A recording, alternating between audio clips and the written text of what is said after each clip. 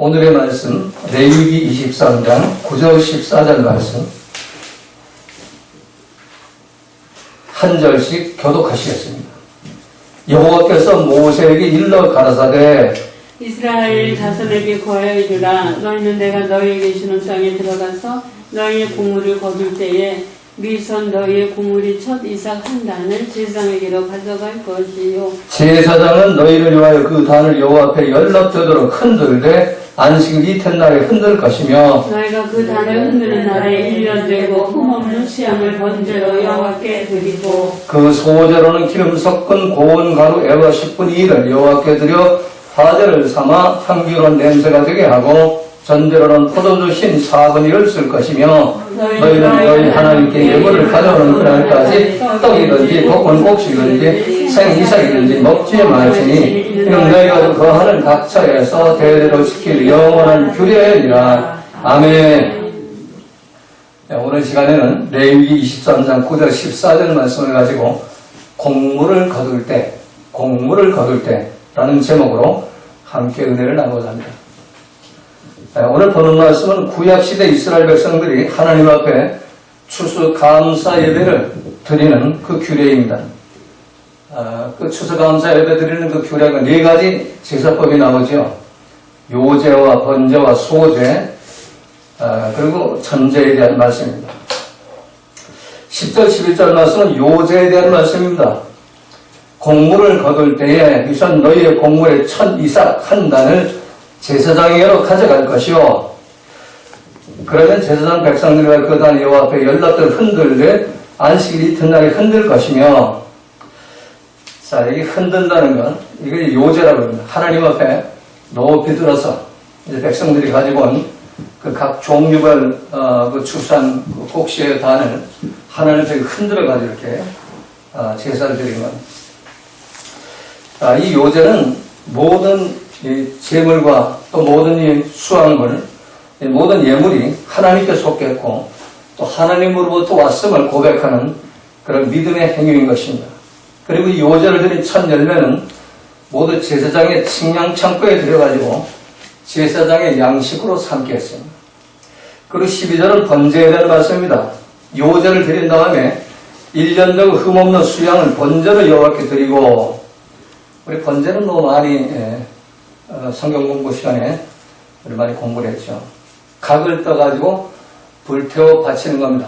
이 번제는 전적으로 하나님께 드리는 제사입니다. 하나님께 연락되도록 불태워서 향기로운 예물을 바치는 겁니다. 그리고 이제 13절은 소제에 대한 말씀이죠. 그 소제로는 기름 섞은 고운 가루 에바 10분의 1을 여호와께 드려 화제로 삼아 향기로운 냄새가 되게 하고, 이 소제는 고운 가루, 여기 에바 10분의 2 에바를 그 고운 가루를 가지고 떡을 만들어 가지고 그걸 이제 하나님께 드리는 겁니다.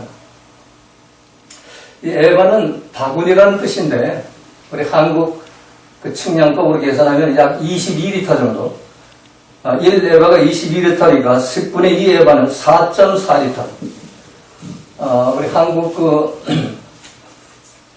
측량법으로 한 4대 정도, 4대 반 정도 이 고운 가루로 떡을 만들어가지고 하나님께 드린 겁니다. 그리고 13절 하반절은 전제에 대한 말씀입니다. 전제로는 포도주 흰 4분의 1을 쓸 것이며, 여기 흰이라는 단어는 항아리라는 단어입니다. 흰은 3.6리터입니다. 이 바구니보다는 좀 작죠. 그래서 4분의 1 흰은 9리터 정도 되죠. 그러니까 뭐 4.5리터짜리 포도주 한 2병 정도.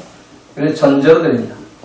전제는 이제 그 번제물 위에다가 더 이제 소제물이나 번제물 위에다가 덧붙여서 붓는 거, 이걸 이제 전제라고 합니다. 이건 우리 삶의 현장에 우리가 삶으로 드리는 희생의 번제물, 예수님이 십자가에 달려 돌아가시면서 그 속죄제물이 되신 그 피를 포도주로 이렇게 비유하죠.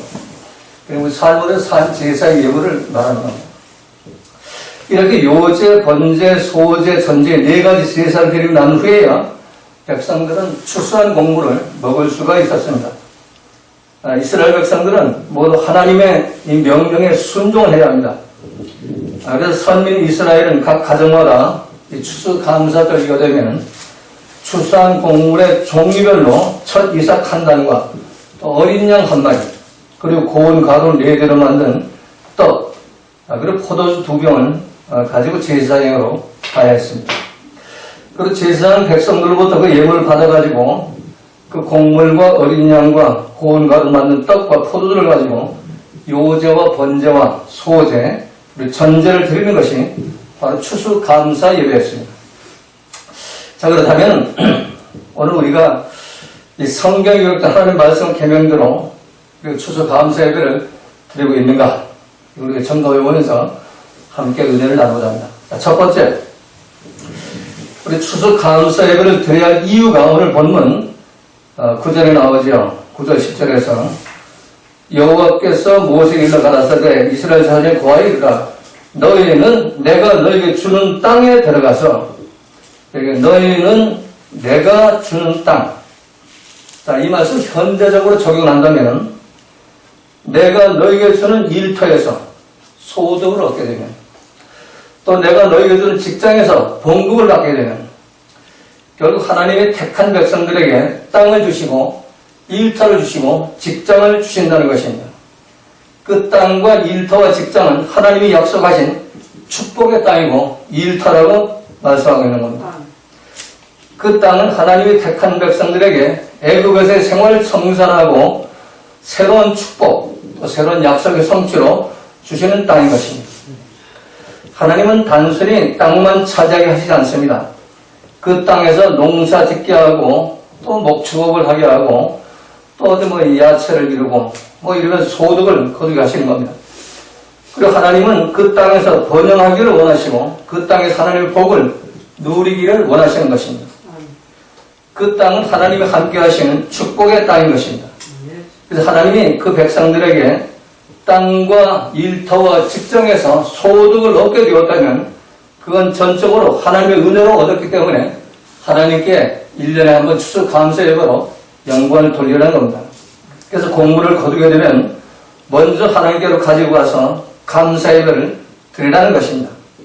자, 그럼 두 번째는 10절 하반절 13절까지는 감사를 드리는 방법입니다. 제사장에게로 가져가라는 겁니다.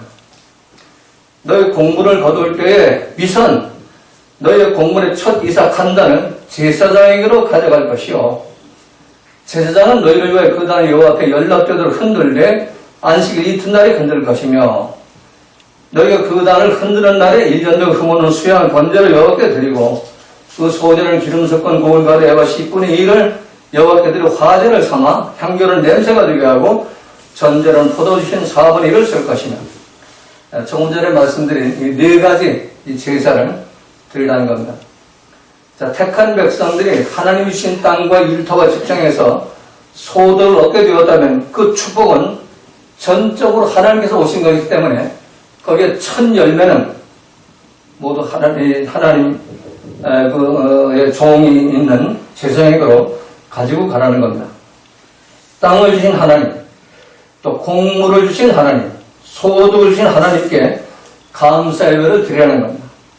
그래서 하나님은 이 모세를 통해서 감사의 행위를 구체히 표현하는 예배법을 명령을 하시지요. 그게 바로 오늘 본문에 나오는 그 네 가지 제사법이죠. 요제와 또 번제와 소제와 전제를 드리는 겁니다. 그리고 이제 그 요제, 번제와 소제와 전제를 드리고 마지막으로 하나님이 이 주의 종을 통해서 제사장을 통해서 축복을 선언하게 하죠.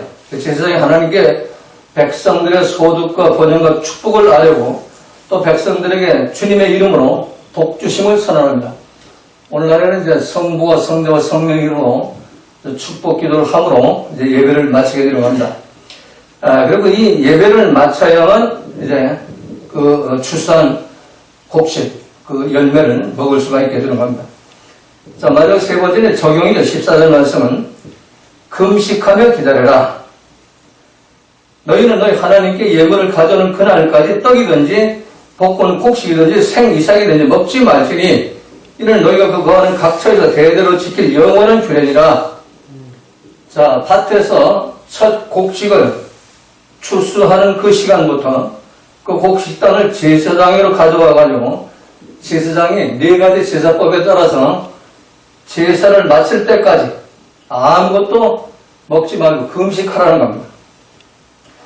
제사장이 예배를 마칠 때까지 아무것도 먹을 수가 없었습니다. 아무리 나에게 중요한 것이라도, 아무리 내 사정이 급하다 할지라도 하나님의 것을 하나님께 먼저 드리고 그리고 난 뒤에 그 곡물들을 사용하라는 것입니다. 하나님의 것을 내 것으로 착각하면 그건 하나님의 백성이 아니라는 겁니다. 하나님이 먼저 봐줄 때까지 금식하며 기다려야 한다는 겁니다. 배고파도 참고 쓸 일이 있어도 다음으로 미루고 먼저 하나님께 드리고 나서 하나님이 연락하시고 제사장을 통해서 축복을 받은 뒤에 그 다음에 먹고 쓰라는 것입니다. 하나님 모세를 통해 이 규례를 거하는 각처에서 대대로 지킬 영원한 규례라고 말씀하십니다.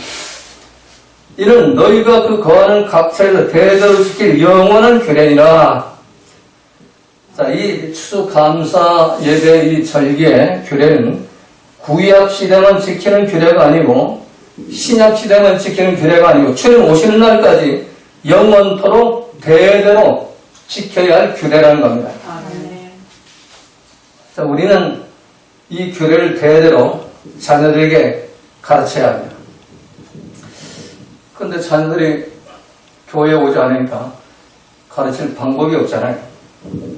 어떤 사람들은 코로나 전염병 사회적 거리두기 관계로 이 교회 청년들과 중고등과 중학교 학생들이 밀물처럼 빠져나가기 때문에 앞으로 교회의 미래는 없다 이렇게 말하는 사람이 있는데 성경은 그렇지 않다고 말씀합니다. 자녀들이 교회에 오든 안 오든 그건 문제가 전혀 되지 않습니다. 이 코로나 거리두기 1.5단계 격상으로 이번 주부터 한국교회 70%가 교회 대예배 예배에 참석을 하지 못합니다. 70%는 교회 밖에서 예배를 드린 겁니다. 자, 교회 밖에서 드리는 예배, 그게 오늘 본문에 나오는 전제 예배, 삶으로 드리는 예배가 되어야 되는 겁니다. 이 비대면 예배는 성경에서 주님이 말씀하신 새로운 예배 시대가 도래하고 있음을 알리는 주님의 나팔소리라고 할 수가 있습니다. 비대면 예배가 성경대로 이루어지면 온 지구촌에 모든 시간과 장소가 예배 초소가 되는 사한 제사의 예배를 드리는 그런 성도의 수가 점점 더 많아질 것입니다. 그래서 이 산에서도 말고 저 산에도 말고 아버지께 신령과 진정으로 예배드릴 때가 도네 곧 이때라. 자, 이 산에서도 말고 저 산에도 말고 신령과 진정으로 예배드릴 때가 오는데 곧 이때가 바로 그때라는 겁니다. 이 주님의 말씀대로 교회에 나오지 않아도 신령과 진정으로 예배드리는 그 예배의 자세를 가르쳐 줘야 하는 겁니다. 그래서 이 대면 예배에 나오는 이 30%의 예배자들의 그 사명이 굉장히 큰 겁니다. 성경에 명령하신 하나님 말씀을 가지고 우리 자녀와 또 형제와 자매, 친척들에게 천국 계명대로 살도록 가르치고 양육해야 하는 그런 사명, 막중한 사명을 우리가 갖고 있는 겁니다.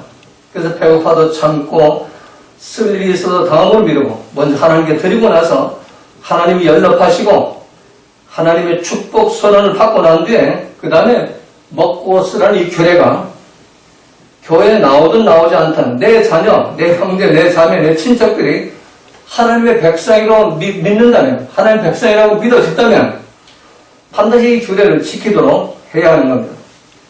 그래서 오늘 본문에 이는 너희가 그 거하는 각처에서 대대로 지킬 영원한 규례이다. 하나님 말씀이에요. 영원한 규례. 주님 오시는 날까지 계속해서 대대로 지켜야 하는 영원한 규례라는 겁니다. 이게 성공해야만 여러분의 자녀들과 또 형제자매, 친척들이 젖과 꿀이 흐르는 땅에서의 축복의 삶을 살게 되는 것입니다. 이 비밀이 여기에 숨어 있는 거예요.